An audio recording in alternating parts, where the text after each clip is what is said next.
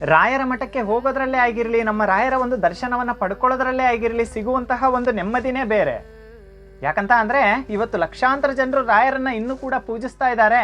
ನಮ್ಮ ರಾಯರು ಬೃಂದಾವನ ಪ್ರವೇಶ ಮಾಡಿ ಇಷ್ಟು ವರ್ಷಗಳೇ ಕಳೆದರೂ ಕೂಡ ರಾಯರನ್ನು ಇನ್ನೂ ಕೂಡ ಲಕ್ಷಾಂತರ ಜನರು ಪೂಜಿಸ್ತಾ ಇದ್ದಾರೆ, ಅವರ ಕಷ್ಟಗಳನ್ನು ಹೇಳ್ಕೊತಾ ಇದ್ದಾರೆ ಅಂತ ಅಂದರೆ ಇದಕ್ಕೆಲ್ಲವೂ ಕೂಡ ಮುಖ್ಯ ಕಾರಣ ರಾಯರ ಒಂದು ತಾಯಿಯ ಗುಣ. ರಾಯರಲ್ಲಿ ನಾವು ತಾಯಿಯ ಗುಣವನ್ನು ಖಂಡಿತವಾಗ್ಲೂ ಕೂಡ ಕಾಣಬಹುದು. ರಾಯರು ಯಾವತ್ತೂ ಕೂಡ ಜಾತಿ ಭೇದ ಭಾವ ಮಾಡಿದವರಲ್ಲ, ರಾಯರು ಯಾವತ್ತೂ ಕೂಡ ಮೇಲು ಕೀಳು ಅಂತ ನೋಡಿದವರಲ್ಲ. ಎಲ್ಲರೂ ಕೂಡ ನನ್ನ ಮಕ್ಕಳೇ ಅಂತ ಎಲ್ಲರನ್ನೂ ಕೂಡ ಸಮನಾಗಿ ನೋಡಿದಂಥವರು, ನಮ್ಮಲ್ಲಿ ಒಬ್ಬರಾಗಿ ಬರೆಯುವಂಥ ಗುಣ ಇರುವಂಥವರು ರಾಯರು.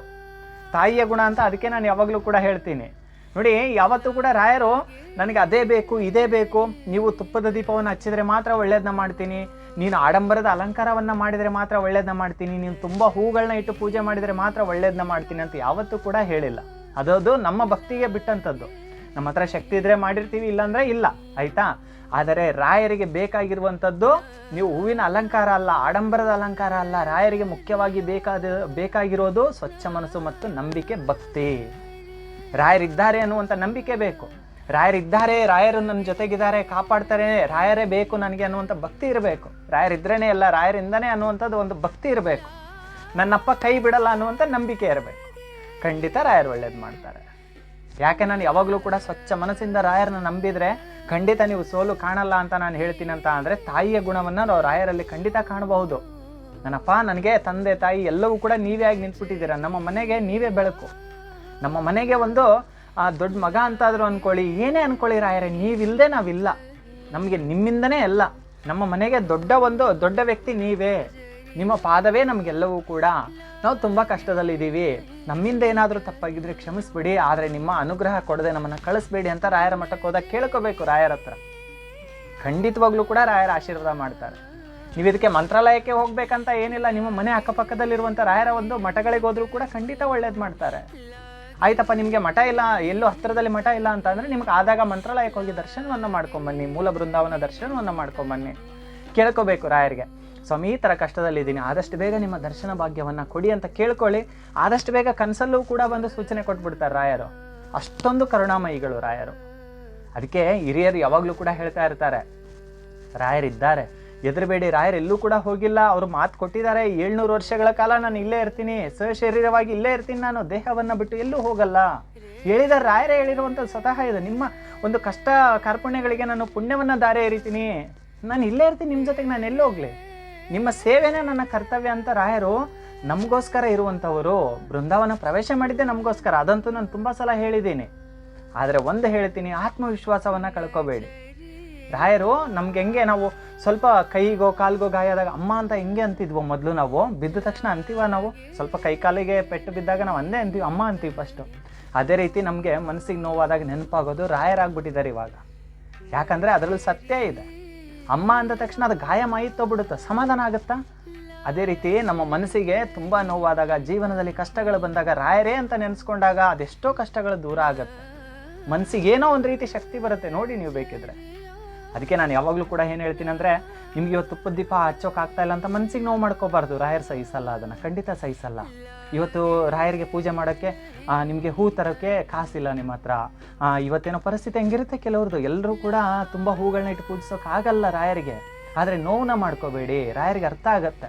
ಆಯ್ತು, ಇವತ್ತು ನಿಮಗೆ ತುಪ್ಪದ ದೀಪ ಹಚ್ಚೋಕ್ಕಾಗ್ತಾಯಿಲ್ಲ, ನೋವು ಮಾಡ್ಕೋಬಾರ್ದು, ಆಯಿತಾ. ರಾಯರ ಹತ್ರ ಏನು ಕೇಳ್ಕೋಬೇಕು, ಸ್ವಾಮಿ ನನಗೆ ಪೂಜೆ ಮಾಡುವಂಥ ಒಂದು ಮನಸ್ಸಿದೆ, ಆದರೆ ನನ್ನಲ್ಲಿ ಶಕ್ತಿ ಇಲ್ಲ, ಇವಾಗ ಕೇಳ್ಕೋಬೇಕು, ರಾಯರೇ ಕೊಡ್ತಾರೆ. ಆದರೆ ಆ ಸಮಯದಲ್ಲಿ ಏನು ಮಾಡಬೇಕು, ನಿಮ್ಗೆ ಆಗಲಿಲ್ವಲ್ಲ, ಮನೆ ಎಲ್ಲಿದೆಯೋ ಜಾಗ ಸ್ವಚ್ಛ ಮಾಡಿ, ಒಂದು ಶುಚಿಗೊಳಿಸಿ, ನೀರು ಹಾಕಿ ಎಲ್ಲ ಕ್ಲೀನ್ ಮಾಡಿಕೊಂಡು, ನಾನು ಅದಕ್ಕೆ ಯಾವಾಗಲೂ ಹೇಳ್ತೀನಿ, ಇದನ್ನು 3ನೇ ಸಲ ಹೇಳ್ತಾ ಇದ್ದೀನಿ ನಿಮಗೆ, ಕ್ಲೀನ್ ಮಾಡಿಕೊಂಡು ಓಂ ಶ್ರೀ ಗುರು ರಾಘವೇಂದ್ರಾಯ ನಮಃ ಅಂತ ಭಕ್ತಿಯಿಂದ ರಾಯರಲ್ಲಿ ಹೇಳ್ಕೋಬೇಕಷ್ಟೆ. ಭಕ್ತಿಯಿಂದ ಓಂ ಶ್ರೀ ಗುರು ರಾಘವೇಂದ್ರಾಯ ನಮಃ. ಇದು ಕೂಡ ಒಂದು ಸೇವೆನೇ. ನೀವು ರಾಯರಿಗೆ ತುಪ್ಪದ ದೀಪ ಹಚ್ಚಿ ಮಾಡಿದರೆ ಮಾತ್ರ ಸೇವೆ ಅಲ್ಲ, ಇದು ಕೂಡ ಸೇವೆನೇ. ರಾಯರಿಗೆ ನೀವು ಸಲ್ಲಿಸುವಂಥ ಒಂದು ಸೇವೆನೇ ಆಗಿರುತ್ತೆ, ನಿಮ್ಮ ಕಷ್ಟಗಳನ್ನ ಹೇಳ್ಕೊಳ್ಳುವಂಥದ್ದೇ ಆಗಿರುತ್ತೆ. ಇದೇ ನಾನು ಹೇಳುವಂಥದ್ದು.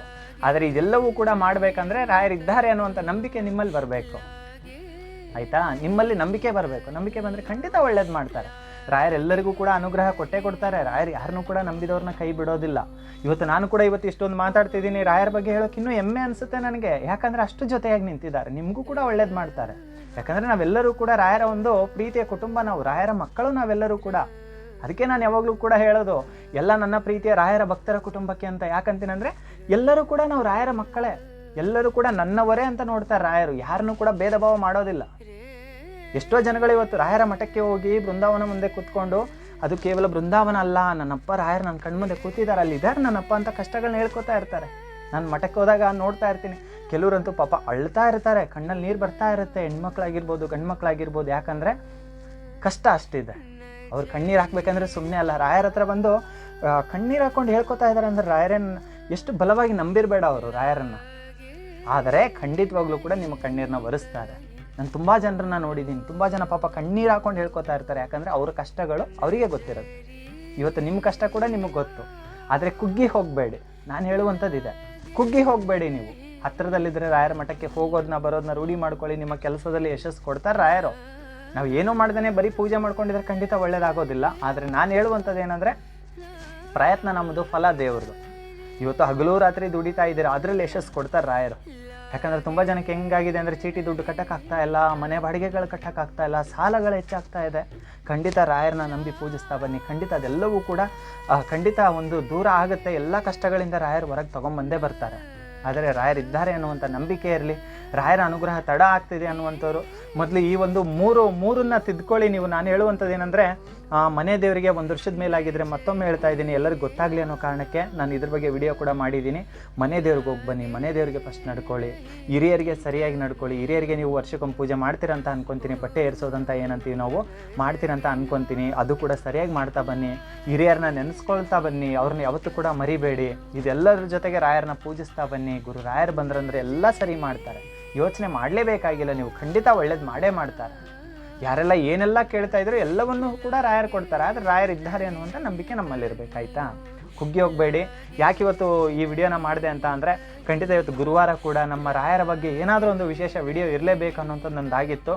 ನೆಕ್ಸ್ಟ್ ವಿಡಿಯೋನಲ್ಲಿ ಒಂದು ವ್ರತ ಕೂಡ ಹೇಳ್ಕೊಡ್ತೀನಿ. ಯಾಕಂದರೆ ತುಂಬ ಜನ ಕೇಳ್ತಾ ಇದ್ದೀರಾ, ನಾವು ಕೊಟ್ಟಿರೋ ಹಣ ನಮ್ಗೆ ವಾಪಸ್ ಬರ್ತಾ ಇಲ್ಲ, ಹಣದ ವಿಷಯದಲ್ಲಿ ನಮಗೆ ಸ್ವಲ್ಪ ನಂಬಿಕೆ ದ್ರೋಹದ ಕೆಲಸವನ್ನು ಮಾಡಿದ್ದಾರೆ, ಬರ್ತಾ ಇಲ್ಲ ಅಂತ ಕೇಳಿದ್ರಿ. ನಿನ್ನೆ ನಾನು ಲೈವ್ ಬಂದಿದ್ದೆ, ಕೇಳಿದ್ರಿ.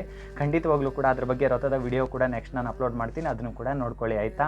ಎಲ್ಲರೂ ಕೂಡ ಟೈಮ್ ಸರಿಯಾಗಿ ಊಟ ತಿಂಡಿ ಮಾಡಿ. ನಮ್ಮ ರಾಯರು ನಮ್ಮ ಜೊತೆಗಿದ್ದಾರೆ. ಯಾರು ಕೂಡ ಆತ್ಮವಿಶ್ವಾಸವನ್ನು ಕಳ್ಕೊಬೇಡಿ. ಪ್ರತಿಯೊಬ್ಬರ ಮೇಲೂ ಕೂಡ ಶ್ರೀ ಗುರು ರಾಘವೇಂದ್ರ ಸ್ವಾಮೀಜಿಗಳ ಆಶೀರ್ವಾದ ಅನುಗ್ರಹ ಸದಾಕಾಲ ಇರಲಿ. ರಾಯರು ಸದಾಕಾಲ ನೆರಳಾಗಿ ಕಾಪಾಡಲಿ ಅಂತ ಕೇಳ್ಕೊತೀನಿ. ಎಲ್ರಿಗೂ ಕೂಡ ನಮಸ್ಕಾರ.